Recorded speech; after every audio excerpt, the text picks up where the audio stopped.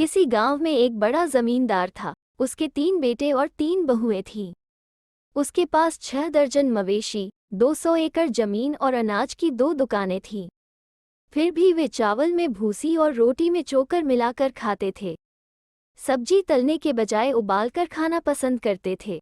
बड़ी कड़ाही में छिलके और जड़ के साथ नमक डालकर सब्जी उबाल ली जाती और कभी तेल डालना हुआ तो ये कठिन काम जमींदार खुद करता था। परिवार के सदस्यों और नौकरों को मिलाकर 50 व्यक्तियों के लिए बनी इस सब्जी में कितना तेल डाला जाता होगा, आप सोच नहीं सकते। 1 औंस का 4/10वां भाग, यानी 10 दिनों में 4 औंस तेल के डिब्बे में अंगूठे के आकार की एक करछी रहती थी। जमींदार उसी करछी से तेल निकालता और उसे कड़ाही में डाल देता।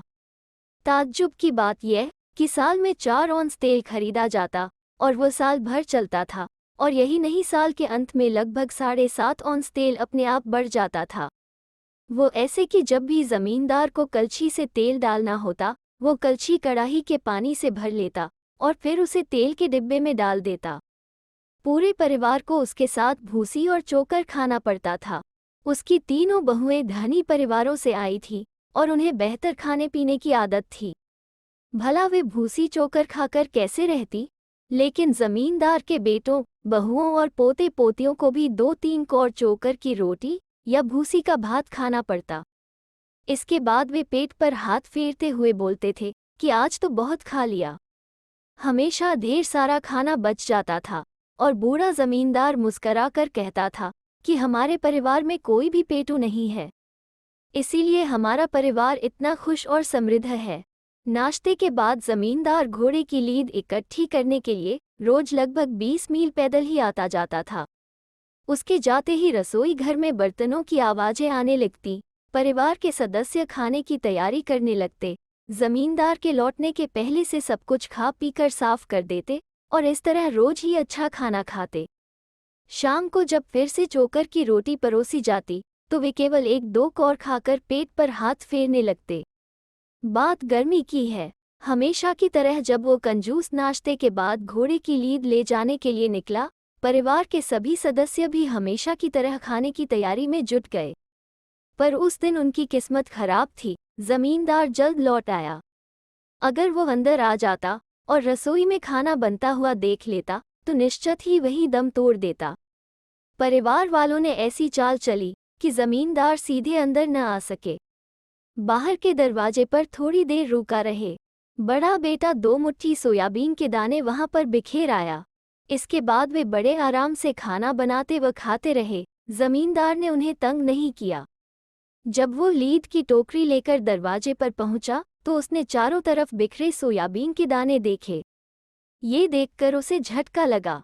उसने मन ही मन सोचा कि ओह, क्या बर्बादी है, पता नहीं किस गधे ने ऐसा किया। परिवार वालों ने उसकी तरफ कोई ध्यान नहीं दिया। वो गालियां देता रहा, बड़बड़ाता रहा। एक एक करके उसने सारे दाने चुने। जब तक उसने अंतिम दाना उठाया तब तक घर के अंदर सभी लोग खा पीकर हाथ मुंह पोंछ चुके थे। इसके बाद अपने मरने तक वो धन जमा करता रहा। अपने अंतिम समय में उसे एक ही चिंता सता रही थी कि उसके मरने के बाद उसके बेटे उसके जमा धन को कैसे खर्च करेंगे। उसने तीनों बेटों को अपने पास बुलाया और सबसे बड़े बेटे से पूछा कि अब मेरे चलने का समय आ गया है। भला बताओ कि तुम मेरा अंतिम संस्कार कैसे करोगे? बड़े बेटे ने सोचा कि बाप ने जिंदगी भर पैसा कमाया पर खर्च नहीं किया। ये तो कोई अच्छी बात न हुई। अब वो धन उसे और उसके भाइयों को विरासत में मिलेगा। अतः पिता के मरने के बाद अंतिम संस्कार तो भव्य तरीके से होना ही चाहिए। उसने पिता से कहा, पिताजी, आप चिंता न करें, हम आपका अंतिम संस्कार भव्य तरीके से करेंगे।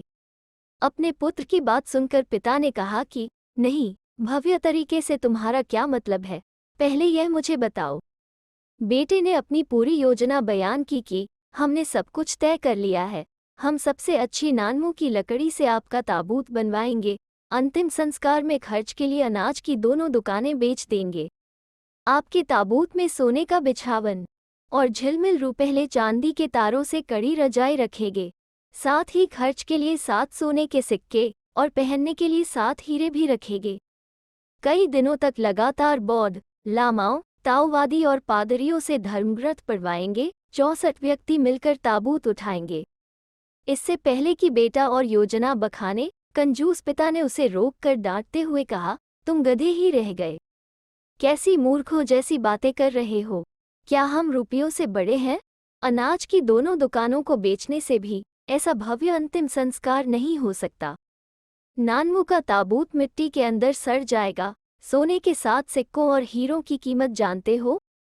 क्या तुम परिवार को दिवालिया करना चाहते हो? भला क्या इतने दिनों तक सारे संबंधी हमारे घर पर रखोगे? मेरे खर्च पर उन्हें खिलाना मुझे बर्दाश्त न होगा। तुम किसी लायक नहीं हो, पक्के गधे हो तुम। बड़े बेटे को डांटने के बाद उसने मंझले से पूछा कि तुम क्या करोगे?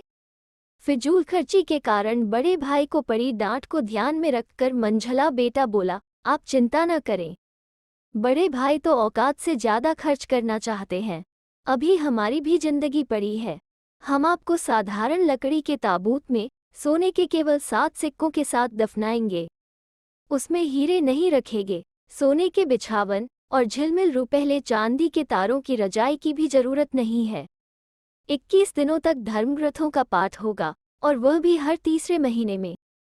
उसकी योजना भी पिता को रास नहीं आई। उसने कहा, नहीं, ये भी बहुत ज्यादा है। इससे तो हम कंगाल हो जाएंगे। फिर छोटे से पूछा, अच्छा छोटे, तुम बताओ, तुम क्या करोगे? छोटा लड़का चालाक था और अपने बाप के स्वभाव को जानता था। उसने सोचा कि पहले बाप को क्रोधित करूं, फिर अंतिम संस्कार के बारे में कुछ कहना ठीक होगा। वो बोला, मैं आपसे 100% सहमत हूँ।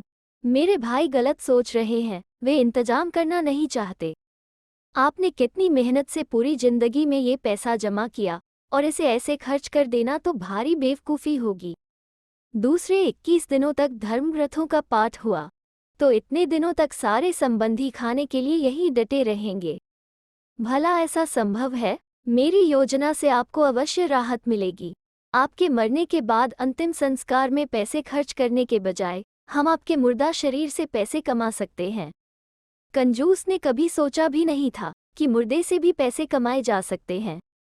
कैसे कमाओगे? तुम तो काफी समझदार लगते हो। भला जरा मुझे भी बताओ कि तुम इससे पैसे कैसे कमाओगे? छोटा बोला, हालांकि आप बीमार हैं, पर आपका वजन नहीं घटा है। आपका वजन अभी भी 50 किलो तो होगा ही। हम लोग बाजार से 1 किलो नमक और थोड़ी चीनी खरीदेंगे और आपको उसमें मिलाकर उबाल लेंगे, फिर सड़े गले मांस और अंतड़ी वगैरह निकाल देंगे, फिर आपके मांस को मोहल्ले में मांस के भाव बेच देंगे। 50 किलो मांस का तो अच्छा पैसा मिल जाएगा। इस तरह हम आपका अंतिम संस्कार भी कर देंगे और पैसे भी कमा लेंगे। आपको मेरी योजना कैसी लगी? बड़े भाइयों की तो डर के मारे हालत खराब हो गई थी, पर कंजूस बाप क्रोध करने के बजाय मुस्कुराने लगा। वो खुश होकर बोला, बहुत अच्छे, तुम बहुत समझदार हो। तुम ही एक हो जो मुझे समझ सके। ऐसा ही करना, पर एक बात का ख्याल रखना, मांस अपने घर की दक्षिण की तरफ बेचना, उत्तर की तरफ तो भूलकर भी नहीं। अब छोटा लड़का चौंका। उसने जानना चाहा कि क्यों उत्तर में, क्यों नहीं।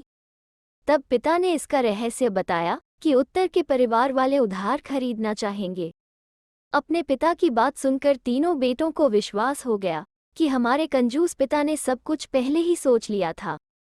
तो दोस्तों, कैसी लगी आज की कहानी? अगर अच्छी लगे तो शेयर, लाइक और चैनल को सब्सक्राइब जरूर करें।